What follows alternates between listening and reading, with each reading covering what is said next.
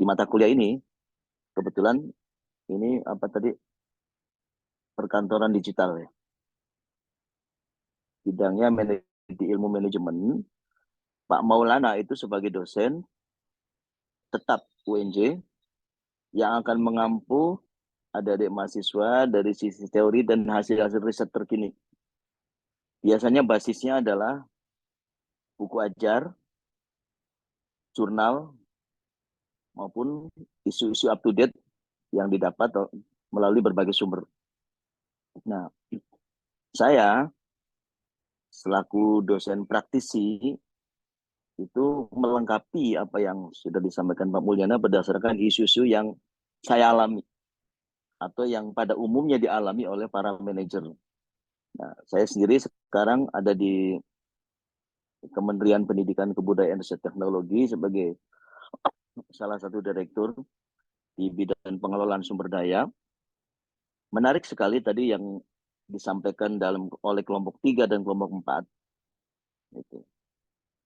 Kalian menyajikan, menggali dari berbagai sumber ya, dengan tanya jawab, dan beberapa pertanyaan tadi menurut saya sudah bagus ya. Artinya bagus itu tidak berdasarkan teori, tapi berdasarkan fakta lapangan, berdasarkan kebutuhan yang harusnya ada, yang tidak ada mungkin di buku. Jadi itulah cara belajar yang oleh Mas Nadiem, oleh Mas Menteri itu disebutkan cara belajar kurikulum merdeka. Jadi kurikulum merdeka itu gabungan antara yang kalian baca di buku dengan pengalaman praktis yang dialami.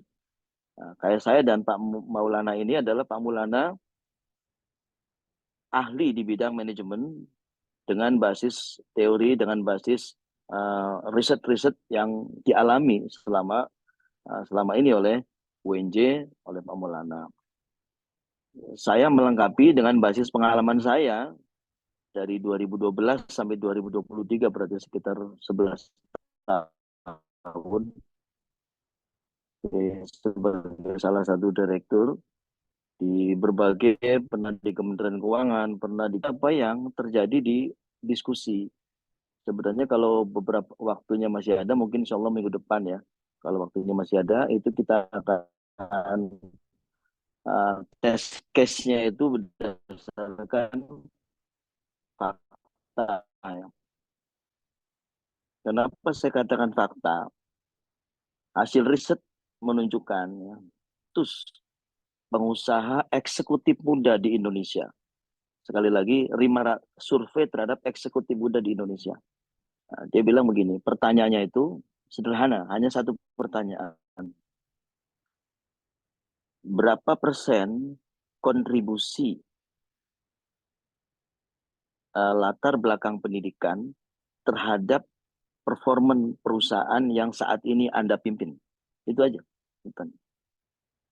Bisa ditebak nggak jawabannya? Coba siapa yang berani nebak?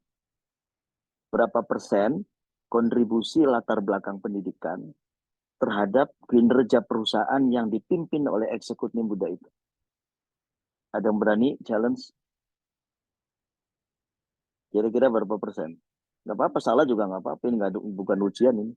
Saya Pak izin menjawab. Silakan, Bunga. Mungkin 50% Pak, setengahnya. Oke, 50%. Bagus, sudah berani menjawab. Yang lain? Saya Pak izin menjawab. Ya, Iren. 80%. 80? Ya. Oh, lebih tinggi ya. Ada lagi?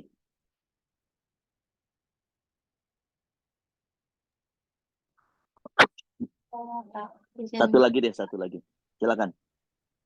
Menurut saya 70% sampai 75%. Oke, berarti 50% kata Bunga, kata Iren 80%, kata Putri 70 sampai 70%. Kenapa kalian begitu percaya di atas 70% latar belakang pendidikan itu? Ini kenapa saya katakan ya, kenapa kurikulum merdeka itu disusun?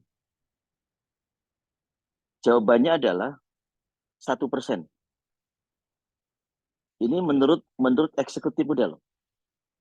Ini menurut survei. hanya dari 500 orang pengusaha sukses. Saya sebutkan ya, pengusaha sukses yang muda itu Sandiaga Uno yang saya survei waktu itu, yang disurvei. Erick Thohir, kelas-kelas kakap maksudnya, kelas-kelas nasional.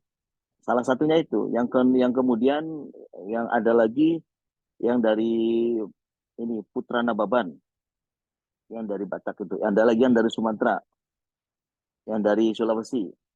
500 pengusaha sukses di bidangnya itu yang cocok dengan latar belakang pendidikannya hanya berapa? 1%. Artinya dari 500 orang itu hanya satu yang kebetulan bidangnya cocok dengan materi perusahaannya. Kenapa? Nah, ini pertanyaan. Kalau waktunya habis kasih tahu ya. Kenapa? Karena di 2035 dan 2045 ke depan, bahkan sejak 2010, Indonesia itu butuh manajer yang kompetensinya bisa beradaptasi dengan lingkungan. Itu jawabannya. Jadi, kalian kan bicara manajer. Manajer itu tahu etika, yes, betul. Manajer harus paham budaya organisasi, betul. Manajer harus paham lingkungan strategis, sangat betul. Itu betul semua gitu. Yang kurang adalah bagaimana mereka beradaptasi dengan kebutuhan lingkungan strategis itu. Nah, beradaptasi dengan lingkungan dan kebutuhan strategis itu tidak cukup hanya dengan basis yang dipelajari saat ini. Nah, butuh kompetensi lebih, butuh kompetensi yang kadang-kadang di luar bidang kita gitu.